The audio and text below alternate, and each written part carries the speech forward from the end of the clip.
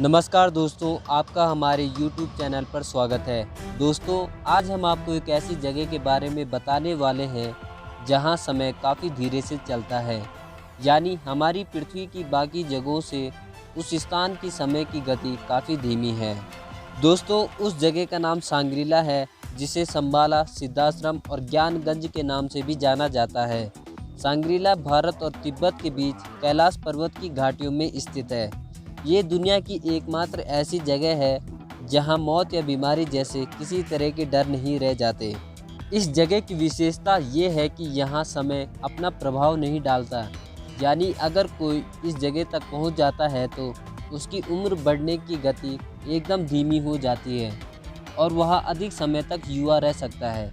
केवल यही नहीं, बल्कि उसके शारीरिक क्षमता और मानसिक चेतना कई गुना अधिक बढ़ जाते हैं। और सबसे अजीब बात यह है कि यहाँ हर चीज़ गायब हो जाती है। जैसे आपने बरमूडा ट्रायंगल का नाम सुना होगा, जहाँ से गुजरते ही चीज़ें अपने आप गायब होने लगती है, उसी प्रकार इस जगह पर भी बेहद अजीबोगरीब घटनाएं होती है। बहुत से लोगों का कहना है कि इस जगह का संपर्क अंतरिक्ष में किसी दूसरी दुनिया से है। लेकिन आखिर सांग्रीला अन्य जगहों से कैसे अलग है, आइए हम आपको समझाते हैं। जैसे कि हम सब जानते ही हैं कि हमारी दुनिया में अभी 3 आयाम यानी 3 डायमेंशंस, लंबाई, चौड़ाई और ऊंचाई के अलावा भी एक और डायमेंशन मौजूद है, जो टाइम यानी समय है। इन्हीं 4 डायमेंशन के द्वारा हम अपनी सटीक अवस्था का पता लगा पाते हैं। तो सांग्रीला में चौथी डायमेंशन यानी टाइम बाकी दुनिया की जगहों से काफ़ी धीमे से चलता है, इसीलिए सांग्रीला अन्य जगहों से अलग है। अब हम आपको बताते हैं कि सांग्रीला घाटी कहाँ स्थित है। भारत की सीमा की तरफ से लंपियाधुरा के पास से सांग्रीला घाटी तक पहुँचने का रास्ता है। यह कैलाश मानसरोवर जाने का पुराना और कठिन रास्ता है। पुराने समय में कैलाश मानसरोवर जाने वाले साधु संत उत्तराखंड के धारचूला से होते हुए कैलाश मानसरोवर जाने के लिए लगभग 18,000 फीट की ऊंचाई चढ़कर लंपियाधुरा के पास पहुंचते थे। यहीं से 1500 फीट नीचे कैलाश मानसरोवर की जड़ में ही सांग्रीला घाटी की अनुमानित स्थिति मानी जाती है, जिसका क्षेत्रफल 10 वर्ग किलोमीटर माना जाता है। और क्या आपको पता है कि नेशनल ज्योग्राफिक चैनल की एक टीम ने भी सांग्रीला घाटी की तलाश की कोशिश की, लेकिन उनकी टीम केवल सांग्रीला घाटी के बाहरी हिस्से तक ही पहुंच पाए, क्योंकि इस घाटी तक आम लोग नहीं पहुंच सकते।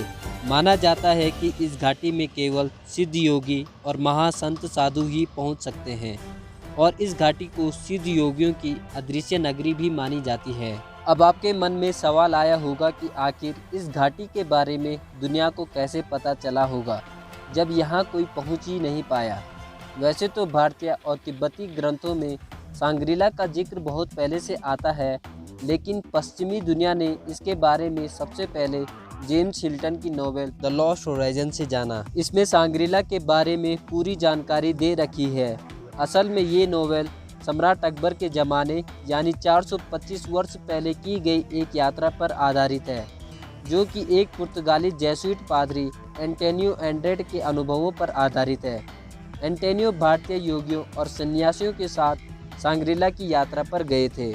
उन्होंने जो अनुभव लिखे वह 1926 में डिस्कवरी ऑफ तिब्बत के नाम से कोलकाता के एक शोध पत्र में छापे। इसके अलावा सन 1942 में एक अंग्रेज ऑफिसर एलपी फेरल को इस इलाके की यात्रा के दौरान अजीबोगरीब अनुभव हुए, जिसे उन्होंने 1959 में साप्ताहिक हिंदुस्तान में एक लेख श्रृंखला के रूप में प्रकाशित करवाया। कहा जाता है कि कई लोग इस घाटी की खोज करते करते हमेशा के लिए गायब हो गए। कुछ लोग इस जगह को अंतरिक्ष में जाने का रास्ता मानते हैं, लेकिन वैज्ञानिक अभी तक इस रहस्य को सुलझाने में नाकाम रहे। लेकिन आपको सांग्रीला घाटी के पीछे का रहस्य क्या लगता है, नीचे कमेंट पर ज़रूर लिखिए और इस वीडियो को लाइक, शेयर और सब्सक्राइब ज़रूर कीजिए।